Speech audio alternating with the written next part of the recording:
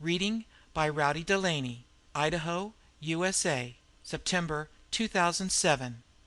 Skulls in the Stars by Robert E. Howard. 1. There are two roads to Torkertown. One, the shorter and more direct route, leads across a barren upland moor, and the other, which is much longer, winds its tortuous way in and out among the hummocks and quagmires of the swamps, skirting the low hills to the east. It was a dangerous and tedious trail, so Solomon Kane halted in amazement when a breathless youth from the village he had just left overtook him and implored him for God's sake to take the swamp road. The swamp road? Kane stared at the boy. He was a tall, gaunt man, was Solomon Kane, his darkly pallid face and deep brooding eyes made more somber by the drab puritanical garb he affected. "Yes, sir, 'tis safer," the youngster answered, to his surprised exclamation. "Then the moor road must be haunted by Satan himself, for your townsmen warned me against traversing the other." "Because of the quagmires, sir, that you might not see in the dark. You had better return to the village and continue your journey in the morning, sir." "Taking the swamp road?" "Yes, sir." Kane shrugged his shoulders and shook his head. "The moon rises almost as soon as twilight dies. By its light I can reach Torkertown in a few hours across the moor." "Sir, you had better not. No one ever goes that way.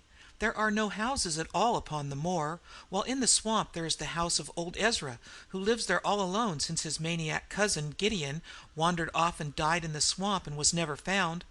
And old Ezra, though a miser, would not refuse you lodging should you decide to stop until morning. Since you must go, you had better go the swamp road." Kane eyed the boy piercingly. The lad squirmed and shuffled his feet. "Since the moor road is so dour to wayfarers," said the Puritan, "why did not the villagers tell me the whole tale instead of vague mouthings?" "Men like not to talk of it, sir. We hoped that you would take the swamp road after the men advised you to, but when we watched and saw that you turned not at the forks, they sent me to run after you and beg you to reconsider." "Name of the devil!" exclaimed Kane sharply, the unaccustomed oath showing his irritation. "The swamp road and the moor road! What is it that threatens me, and why should I go miles out of my way and risk the bogs and mires?" "Sir," said the boy, dropping his voice and drawing closer, "we be simple villagers, who like not to talk of such things lest foul fortune befall us. But the moor road is a way accursed, and hath not been traversed by any of the countryside for a year or more. It is death to walk those moors by night, as hath been found by some score of unfortunates. Some foul whore haunts the way and claims men for his victims." "So? And what is this thing like?" "No man knows. None has ever seen it and lived. But late farers have heard terrible laughter far out on the fen, and men have heard the horrid shrieks of its victims. Sir, in God's name, return to the village, there pass the night, and tomorrow take the swamp trail to Torkertown." Far back in Kane's gloomy eyes a scintillant light began to glimmer, like a witch's torch glinting under fathoms of cold gray ice. His blood quickened. Adventure! The lure of life risk and drama! Not that Kane recognized his sensations as such. He sincerely considered that he voiced his real feelings when he said: "These things be deeds of some power of evil. The lords of darkness have laid a curse upon the country. A strong man is needed to combat Satan and his might. Therefore I go, who have defied him many times." "Sir," the boy began, then closed his mouth as he saw the futility of argument. He only added, "The corpses of the victims are bruised and torn, sir." He stood there at the crossroads, sighing regretfully as he watched the tall, rangy figure swinging up the road that led toward the moors. The sun was setting as Kane came over the brow of the low hill which debouched into the upland fen. Huge and blood red it sank down behind the sullen horizon of the moors, seeming to touch the rank grass with fire. So for a moment the watcher seemed to be gazing out across a sea of blood. The dark shadows came gliding from the east, the western blaze faded, and Solomon Kane struck out boldly in the gathering darkness. The road was dim from disuse, but was clearly defined. Kane went swiftly but wearily, sword and pistols at hand. Stars blinked out and night winds whispered among the grass like weeping specters. The moon began to rise, lean and haggard, like a skull among the stars. Then suddenly Cain stopped short.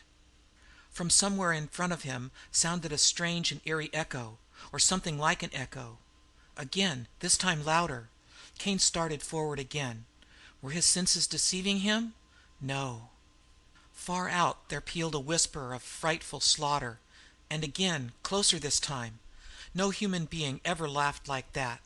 There was no mirth in it, only hatred and horror and soul-destroying terror. Cain halted. He was not afraid, but for a second he was almost unnerved. Then, stabbing through that awesome laughter, came the sound of a scream that was undoubtedly human. Cain started forward, increasing his gait. He cursed the elusive lights and flickering shadows which veiled the moor in the rising moon, and made accurate sight impossible. The laughter continued, growing louder, as did the screams. Then sounded faintly the drum of frantic human feet. Cain broke into a run. Some human was being hunted to death out there on the fen, and by what manner of horror God only knew. The sound of flying feet halted abruptly, and the screaming rose unbearably, mingled with other sounds unnameable and hideous.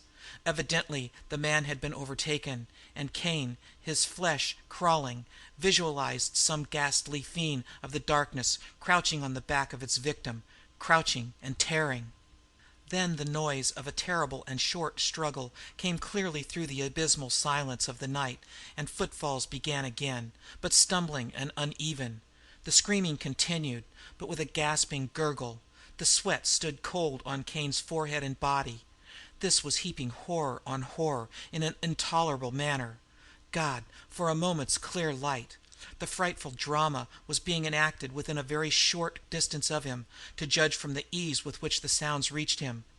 But this hellish half-light veiled all in shifting shadows, so that the moors appeared a haze of blurred illusions, and stunted trees and bushes seemed like giants.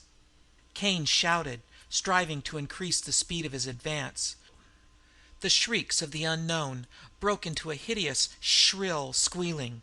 Again there was the sound of a struggle, and then from the shadows of the tall grass a thing came reeling, a thing that had once been a man, a gore-covered, frightful thing that fell at Cain's feet and writhed and groveled and raised its terrible face to the rising moon, and gibbered and yammered and fell down again and died in its own blood. The moon was up now and the light was better. Cain bent above the body, which lay stark in its unnameable mutilation, and he shuddered, a rare thing for him who had seen the deeds of the Spanish Inquisition and the witch finders. Some wayfarer, he supposed. Then, like a hand of cold ice on his spine, he was aware that he was not alone. He looked up, his cold eyes piercing the shadows whence the dead man had staggered. He saw nothing, but he knew, he felt, that other eyes gave back his stare, terrible eyes not of this earth. He straightened and drew a pistol, waiting. The moonlight spread like a lake of pale blood over the moor, and trees and grasses took on their proper sizes. The shadows melted, and Cain saw. At first he thought it only a shadow of mist, a wisp of more fog that swayed in the tall grass before him. He gazed. More illusion, he thought. Then the thing began to take on shape, vague and indistinct. Two hideous eyes flamed at him, eyes which held all the stark horror which had been the heritage of man since the fearful dawn ages. Eyes frightful and insane, with an insanity transcending earthly insanity. The form of the thing was misty and vague, a brain-shattering tragedy on the human form, like, yet horribly unlike. The grass and bushes beyond showed clearly through it. Cain felt the blood pound in his temples, yet he was as cold as ice. How such an unstable being as that which wavered before him could harm a man in a physical way was more than he could understand. Yet the red horror at his feet gave mute testimony that the fiend could act with terrible material effect. Of one thing Cain was sure: there would be no hunting of him across the dreary moors, no screaming and fleeing to be dragged down again and again. If he must die, he would die in his tracks, wounds in front. Now a vague and grisly mouth gaped wide, and the demonic laughter again shrieked, but soul shaking in its nearness. And in the midst of feet threat of doom, Cain deliberately leveled his long pistol and fired. A maniacal yell of rage and mockery answered the report, and the thing came at him like a flying sheet of smoke, long, shadowy arms stretched to drag him down. Cain, moving with the dynamic speed of a famished wolf, fired the second pistol with as little effect, snatched his long rapier from its sheath, and thrust into the center of the misty attacker. The blade sang as it passed clear through, encountering no solid resistance, and Cain felt icy fingers grip his limbs, bestial talons tear his garments and the skin beneath. He dropped the useless sword and sought to grapple with his foe. It was like fighting a floating mist, the flying shadow armed with dagger-like claws. His savage blows met empty air. His leanly mighty arms, in whose grasp strong men had died, swept nothingness and clutched emptiness. Naught was solid or real save the flaying, ape-like fingers with their crooked talons and the crazy eyes which burned into the shuddering depths of his soul. Cain realized that he was in a desperate plight indeed. Already his garments hung in tatters, and he bled from a score of deep wounds. But he never flinched, and the thought of flight never entered his mind. He had never fled from a single foe, and had the thought occurred to him he would have flushed with shame. He saw no help for it now, but that his form should lie there beside the fragments of the other victim. But the thought held no terrors for him. His only wish was to give as good an account of himself as possible before the end came, and if he could, inflict some damage on his unearthly foe. There, above the dead man's torn body, man fought with demon under the pale light of a rising moon, with all the advantages with the demon, save one. And that one was enough to overcome the others.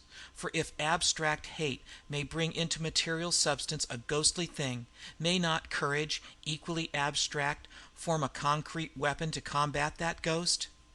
Cain fought with his arms and his hands and his feet, and he was aware at last that the ghost began to give back before him, and the fearful slaughter changed to screams of baffled fury. For man's only weapon is courage that flinches not from the gates of hell itself, and against such not even the legions of hell can stand. Of this Cain knew nothing. He only knew that the talons which tore and rended him seemed to grow weaker and wavering, that a wild light grew and grew in the horrible eyes. And reeling and grasping, he rushed in, grappled the thing at last, and threw it, and as they tumbled about on the moor, it writhed and lapped his limbs like a serpent of smoke. His flesh crawled, and his hair stood on end, for he began to understand its gibbering. He did not hear and comprehend as a man hears and comprehends the speech of a man, but the frightful secrets it imparted in whisperings and yammerings and screaming silences sank fingers of ice into his soul, and he knew. 2. The old hut of Ezra the miser stood by the road in the midst of the swamp, half screened by the sullen trees which grew about it. The walls were rotting, the roof crumbling, and great pallid and green fungus monsters clung to it and writhed about the doors and windows as if seeking to peer within. The trees leaned above it, and their gray branches intertwined so that it crouched in semi-darkness like a monstrous dwarf over whose shoulder ogres leer. The road which wound down into the swamp among the rotting stumps and rank hummocks and scummy, snake-haunted pools and bogs crawled past the hut. Many people passed that way these days, but few saw old Ezra, save glimpses of a yellow face peering through the fungus-screened windows, itself like an ugly fungus. Old Ezra the miser partook much of the quality of the swamp, for he was gnarled and bent and sullen. His fingers were like clutching parasitic plants, and his locks hung like drab moss above eyes trained to the murk of the swamplands. His eyes were like a dead man's, yet hinted of depths abysmal and loathsome as the dead lakes of the swamplands. These eyes gleamed now at the man who stood in front of his hut. This man was tall and gaunt and dark. His face was haggard and claw-marked, and he was bandaged of arm and leg. Somewhat behind this man stood a number of villagers. Are you Ezra of the swamp road? I. And what you want of me? Where is your cousin Gideon, the maniac youth who abode with you? Gideon? I. He wandered away into the swamp and never came back. No doubt he lost his way and was set upon by wolves, or died in a quagmire, or was struck by an adder. How long ago? Over a year. I. Hark ye, Ezra the miser. Soon after your cousin's disappearance, a countryman, coming home across the moors, was set upon by some unknown fiend and torn to pieces, and thereafter it became death to cross the moors. First men of the countryside, then strangers who wandered over the fen, fell into the clutches of this thing. Many men have died since the first one. Last night I crossed the moors and heard the flight and pursuing of another victim, a stranger who knew not the evil of the moors. Ezra the miser, it was a fearful thing, for the wretch twice broke from the fiend, terribly wounded, and each time the demon caught him and dragged him down again. At last he fell dead at my feet, done to death in a manner that would freeze the statue of a saint. The villagers moved restlessly and murmured to each other, and old Ezra's eyes shifted furtively.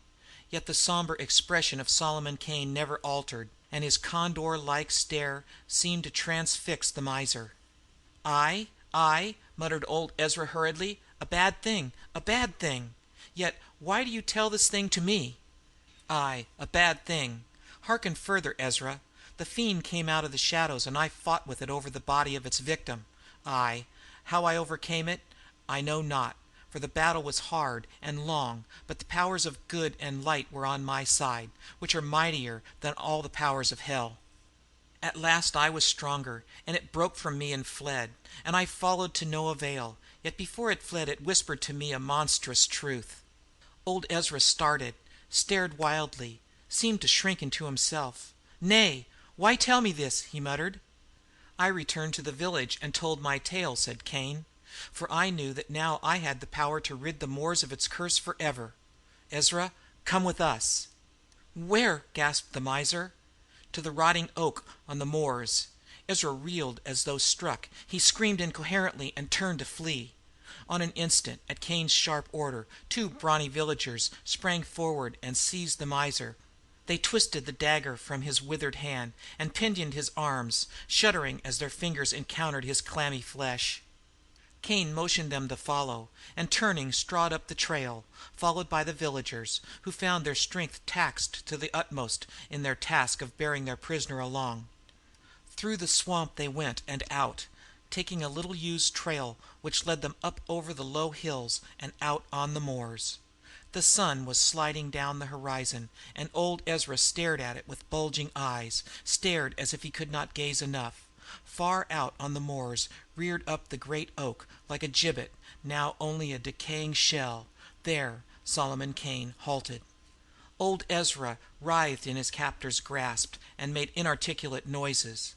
Over a year ago, Solomon Kane said, you, fearing that your insane cousin Gideon would tell men of your cruelties to him, brought him away from the swamp by the very trail by which we came, and murdered him here in the night.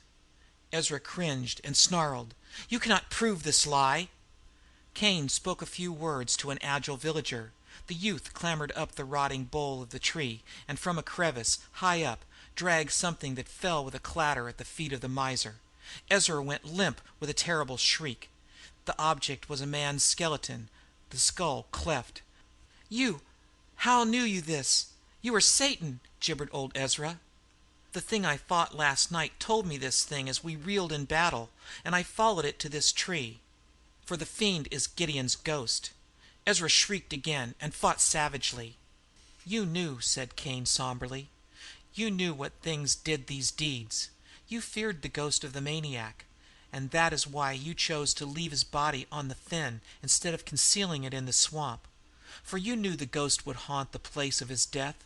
He was insane in life, and in death he did not know where to find his slayer, else he had come to you in your hut.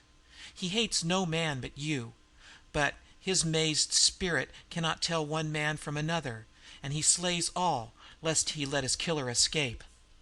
Yet he will know you and rest in peace forever after.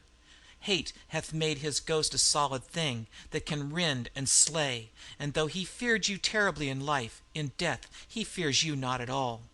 Cain halted and glanced at the sun. "All this I had from Gideon's ghost, in his yammerings and his whisperings and his shrieking silences. Naught but your death will lay that ghost."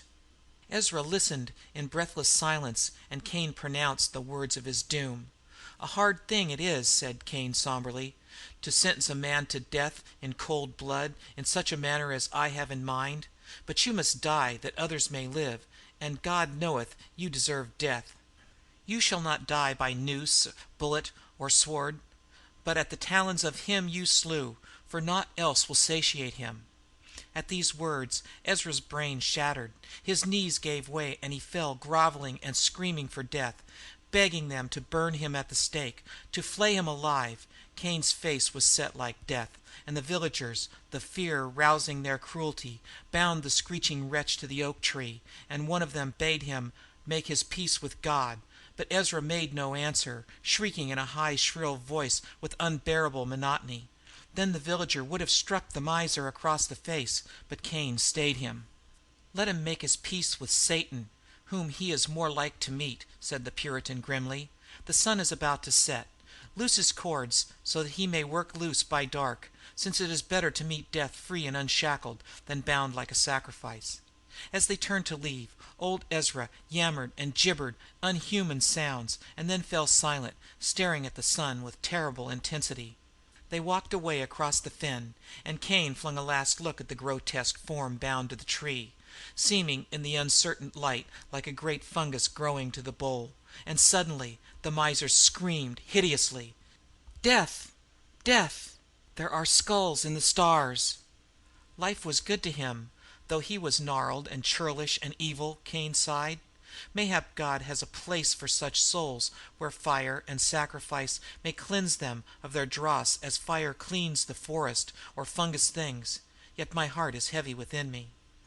"Nay, sir," one of the villagers spoke, "you have done but the will of God, and good alone can come of this night's deeds." "Nay," answered Cain heavily, "I know not, I know not." The sun had gone down, and night spread with amazing swiftness, as if great shadows came rushing down from unknown voids to cloak the world with hurrying darkness. Through the thick night came a weird echo, and the men halted and looked back the way they had come. Nothing could be seen. The moor was an ocean of shadows, and the tall grass about them bent in long waves before a faint wind, breaking the deathly stillness with breathless murmurings. Far away the red disk of the moon rose over the fen, and for an instant a grim silhouette was etched blackly against it. A shape came flying across the face of the moon, a bent, grotesque thing whose feet seemed scarcely to touch the earth. And close behind came a thing like a flying shadow, a nameless, shapeless horror. A moment the racing twain stood out boldly against the moon. Then they merged into one unnameable formless mass and vanished in the shadows. Far across the fen sounded a single shriek of terrible laughter. End of Skulls in the Stars by Robert E. Howard.